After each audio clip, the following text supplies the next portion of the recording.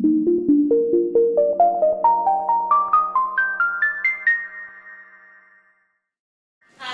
this afternoon, I'd like to introduce to you our guest speaker. She is an entrepreneur and she is also a certified yoga instructor. And more importantly, she is a mother of two very adorable kids. So let us all welcome Mrs. Kat Manosa. By the way, she's also the co-founder and co-owner of Real Food. So let's all welcome her. Hi, good afternoon. Before I start, I want to pass around baon ideas. So I know that the whole topic of this, what I'm sharing today, is how to jumpstart your kids to live a healthy and active lifestyle. And part of that, a big part of that, I believe, and from my own personal experience, is the food and drinks that we give our kids. And so here I'm sharing with you some baon ideas or snacks for your kids. So this is a selection of my kids and my partner's kids. They're all in grade school up to high school. Their favorite snacks. So just pass it around, grab whatever you want. If it's not open, feel free to open it and just share it amongst yourselves. So yeah, that's for all of us, for everyone. So again, good afternoon, I'm Kat Manosa. So I have two kids. I have a 10-year-old, I have a 6-year-old. Very active kids. My daughter is a tennis player. She plays tennis average 5 days a week. My son is a soccer player in the karate, purple belter, 6 years old. So he also plays soccer 3 to 4 times a week. So very active kids, plus they go to read and do a bunch of other stuff. So as much as possible, we want to make sure that they have the food, they have the nutrition they need to keep up with all these activities they have aside from going to school every day. Also, what I'm about to share with you is, I wouldn't say I'm an expert, at least, I wouldn't say I'm an expert or like a doctor in this stuff, in this field, but I'm sharing with you my own personal experience and how I've seen the positive effects on my kids and myself as well and my husband. So I think it's safe to say that we all want our kids to be healthy. We all want them to live happy and healthy lives. So as I illustrated here, healthy kids, healthy family is a happy family. When our kids get sick, when they have a cough, a cold, we also end up feeling what they're feeling. No? So when they're sick with a fever, we end up staying up at night. You're monitoring their fever. You're making sure that there are congestions that allows them to breathe. So when they're sick, in a way, you also get sick. So as much as possible, as their moms, as their dads, we want to make sure that they stay as healthy as possible, even though they're exposed to all kinds of viruses when they go to school or when they're into other extracurricular activities. What does it mean to be healthy? So I wanted to ask you guys, just that I would understand where you guys are coming from. What does health mean to you? There's no right or wrong answer. You could share from your own experience or your own opinions. What does health mean? Does anyone want to say anything? Eating the right food, exercise, and good night's sleep. Yeah, that's very true. Very true. Anyone else? Having a balanced meal. Yeah, very true. Strong immune system. Yes, very true. Anyone else? So, balanced diet, exercise, lots of sleep, strong immune system. So all of that, they're all very much related, no? So if you apply all of that, ideally I would have been able to write it down, but I just said it again. Applying all of that to what we eat and drink on a daily basis, what does it mean to eat healthy and to live a healthy lifestyle? Eating healthy doesn't mean you're constantly on a diet, that you're starving yourself, that you're counting every calorie, you're counting every calorie of what you're putting into your body, that you have to be vegetarian or that you have to be vegan. That does not define what being healthy is. On the contrary, to be healthy, we actually need to feed our bodies. Eating healthy means feeding our body with food that truly nourishes us. Foods that keep our body strong and resistant, so our immune system especially to be strong. Instead of obsessing over calories and instead of obsessing over the carbs that we eat, maybe we should be thinking more about fiber that we're taking in. And maybe we should be thinking more about the sugar, the amount of sugar, especially the refined sugar that we're taking. To keep our kids healthy, we need to feed them with food that is really good for them. Food that will allow them to keep up with the activities they have in and out of school. Feeding them wisely with things that will keep their energy levels up, but in a more natural way rather than that burst of energy they get from a chocolate bar or from a bottle of orange juice that's full of sugar. So these things I'm passing around, none of them have MSG. They do not use chemicals or artificial preservatives. If there is sugar, so there's only, actually, I looked around the store and there are only 2 items that we have that have a little bit of white sugar. And it was because the company that made it, really tried using cocoa sugar and it just didn't work. So she said, it's really little.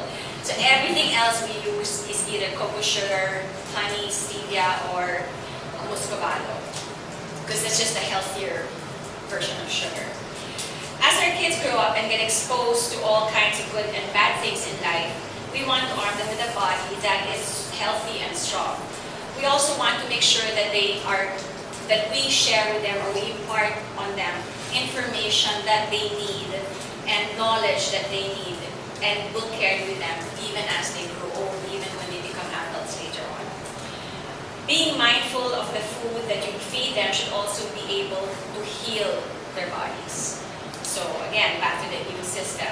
Providing them with food that is truly nutritious for them will give them a better fighting chance from fighting the common cold, fever, and something more serious like cancer. Next slide. So this activities, and the next slide. Saying goes, let food be thy medicine and let thy medicine be thy food. To help them really feel good inside, we need to feed them food that is really good for them. So what is good food? To put it plain and simple, good food is food that is clean. Food that has as few ingredients as possible, that uses basic ingredients. Food that is truly nutritious. Food that not only feeds their bodies, but also their minds. I always tell my kids, whenever you're about to eat something, check the back, check the label. And 99.99% of the time, if you cannot pronounce that ingredient, almost sure it's not good for you. So take, for example, monosodium glutamate, MSG. So that has been proven to be a cancer-causing food-based enhancer. And then another one would be butylated hydroxyamidazole, or BHA, which is also a proven cancer-causing preservative. So if you can't pronounce any of the ingredients in that pack, don't nalang eat it. Another rule of thumb which I tell my kids is the very first ingredient at the back of the pack. So in the list of ingredients, whatever that very first item is, that is what composes most of the food. So if sugar is the first, you're not gonna get that. Sorry. So really read the labels. It's so important because you have to know what you're eating for yourselves, for your kids. It's really important. Back in the day, next slide, the 1970s, me growing up, this was our food pyramid. So the biggest chunk, or in your plate, the majority of your food belonged to rice, pasta, bread. And then next to that would be your vegetables, your fruits. Next to that would be your dairy products, your meat, your seafood, your chicken. And the last would be your sweets, your desserts, and your fats. That food pyramid has changed drastically now. So now our food pyramid, instead of 5 parts, we only have 3. The biggest part of your plate should be composed of fruits and vegetables. Next would be the dairy products, fats, and your meat products, your seafood, your chicken, your beef, pork. Last would be your carbohydrates, breads, pastas, rice, no sugar. It's nowhere in that triangle. So of course it's hard to completely avoid sugar. I mean, you get sugar from the fruits, it's fructose, but it's natural. But the sugar like we had in the first pyramid is not anywhere in this pyramid. So yes, of course, you will have your sugar every now and then, but really, to be healthier, it's really just advise you to just really watch the sugars you put into your body. Keeping in mind the food pyramid that our children need to grow healthily, we need to be more mindful not only of the combination of their plate, like how much fruits, how much veggies, how much meat, but we also need to be very mindful about where this food comes from. The very source of the food and the drinks that we take. We need to be mindful of how are they grown, how are they made, what process do they go through before they reach that final product.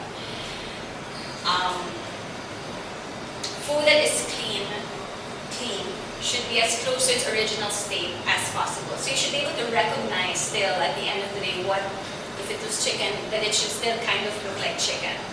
Or if it was supposed to be a broccoli, it should still kind of look like what broccoli really looks like. Now what do I mean when I say clean food? Clean food means it does not contain artificial chemicals, additives, preservatives, and other ingredients that are harmful to us and to our kids. Example would be food that does not contain antibiotics to make the animals grow bigger than what they should naturally grow into. These same antibiotics also many times keep the animals alive longer than they should. So the chicken should be dead already, but because of that antibiotic, it's still alive and is able to grow bigger, and then when they sell it, they get more money. Food that does not contain chemicals that artificially protect the crops from pests and insects that usually attack them. Food that does not contain MSG to enhance their flavor. Food that does not contain chemicals to enhance their color and sometimes their size. So just to show you how bad these things are for you, take for example the chicken. So next slide. Chicken injected with antibiotics and growth hormones. So in the 1950s, 1960s, this was the average size of a chicken, less than 1 kilo. We got smart, we were able to learn about, scientists were able to find ways to make them grow bigger, antibiotics, growth hormones. 1970s, 1980s, double the size. Now, well this is 2005, so now we're 2018, maybe now it's like 5,000 grams already or something, but this is how much bigger than the natural. So this is like when you're native chickens or even organic chickens, this is how the size that we get it at. They're much skinnier, they're much leaner than this chicken. Now if you think about it, so we inject the chickens with hormones, with antibiotics to make them grow this big. Now when you eat that same chicken, you're putting it into your body as well. So I don't know about you, but I've noticed, not just with my own daughter, but with daughters, especially daughters, but with the kids of my friends that are already teenagers, puberty, menstruation has hit them much earlier than our time, at least my time. So there is an effect, and it's immediate, it's direct. So for me, I like real food. We opened it 2 years ago. I became a bit smarter about my food 3 years, 4 years ago. So my daughter by then was already 6, so she already had 6 years of eating this chicken. And I'm just hoping that now that we're eating wiser and cleaner, I'm just hoping that I'm able to correct it, maybe not erase the effects, but at least correct it and just give her a better fighting chance for later on, since I can't do anything more about the past. Okay. Next slide. Another example would be genetically modified crops or GMOs. So corn would be one of the biggest examples.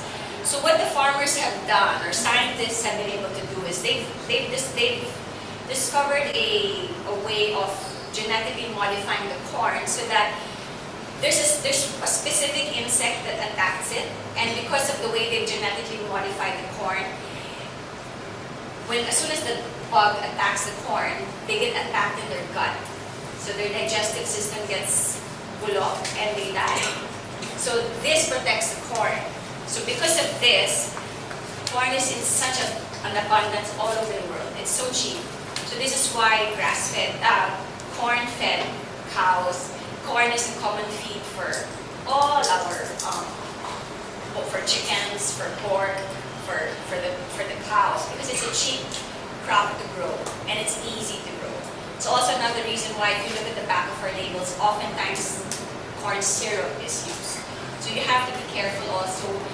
Now, when you read the labels, many times corn chips, they'll say non-GMO because they know that more and more we're becoming smarter about these things and understanding more about the negative effect of GMO corn.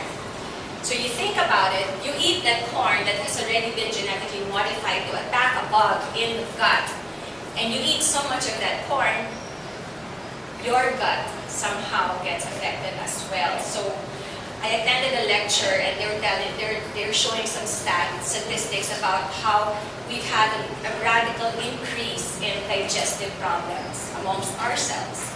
And they blame a lot of that on this.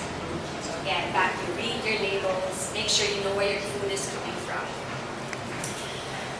Aside from picking healthy food and drinks for our kids, getting our kids involved in the shopping process. So bring them to the grocery, show them, explain to them where the corn comes from, where the vegetables come from. Because of course it's kind of hard to feed our kids vegetables. So bring them to the grocery. If you can bring them to a farm even, that would even be more interesting for them.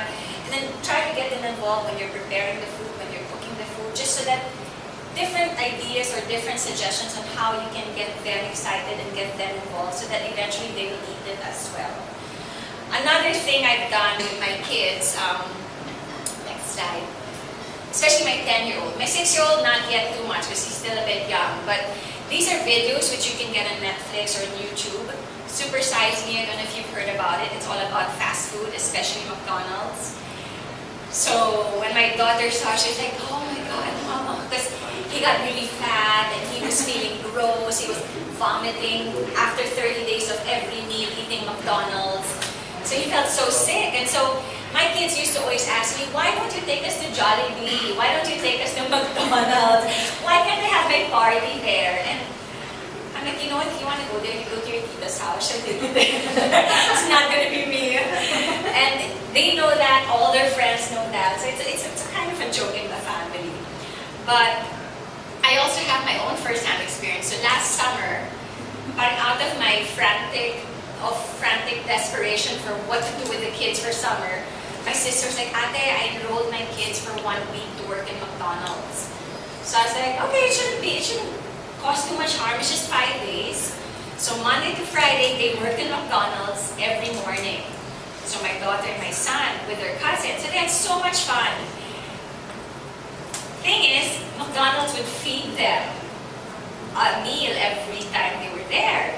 Double whammy was, my son would not touch his, my daughter would eat it.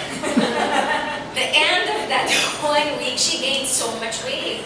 So before it ended, I went to the States and my husband sent me a picture of her in a party and I was like, I zoomed in on her and like, why is her face so round? And that was just 5 days of working in McDonald's and eating their food for 5 days, which she never gets to do. So I'm like, you know what's never gonna happen again. And I show her that picture, I'm like, you see this? This is McDonald's for you. So you're letting them see the real thing, showing them videos like this will scare them and in a way also make them realize that I'm not just preaching to you, I'm really helping you in the end. At Real Food in our store, this is what we strive to do. Our goal is to provide you with a one-stop healthy mini grocery where you can find all the food, or at least most of the food that you need to feed yourself and your families, especially your kids. So we carry fruits and vegetables that are organically grown. Our farmers do not use chemicals, pesticides, to enhance their crops or to protect their crops from insects and pests. They also take extra care of the soil, so they allow their soil to rest and then they rotate their crops so that when the crop finally does come out, it has more nutritional value. Our chickens and our eggs are organic, antibiotic, and hormone-free, and they're also fed with fermented vegetables. So you'll ask, why do you feed chickens with fermented vegetables? So it's been proven that, next slide. It's been proven that anything fermented, very good for your digestive system. So lucky the chickens, they're eating these vegetables, these fermented vegetables.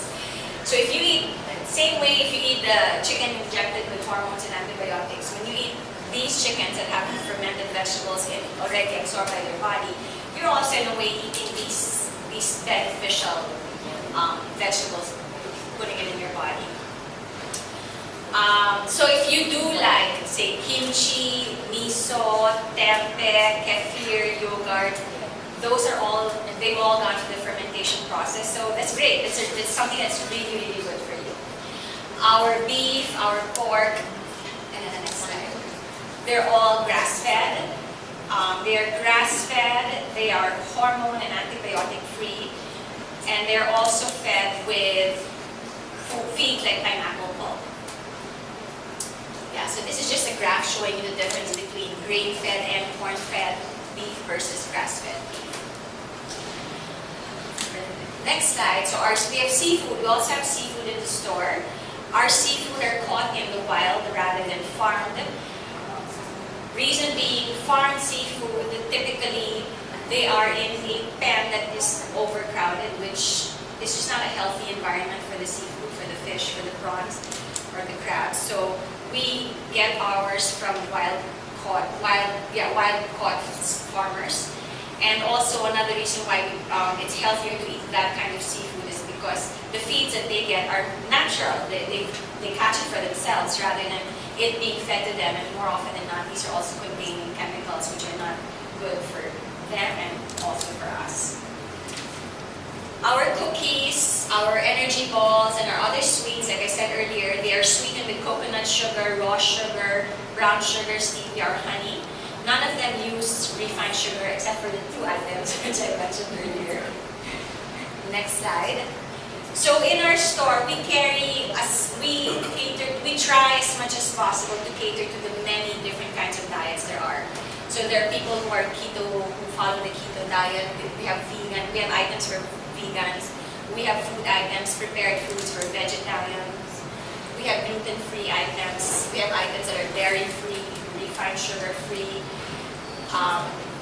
So this is as much as possible, what we try to do is also to help the shoppers. We put stickers on the different products so that when you're looking at it, you can tell if it's, especially if you're looking for something specific, these stickers will guide you while you're shopping. We also care very much about where our food comes from. We also care about the communities. So like this one, social enterprises.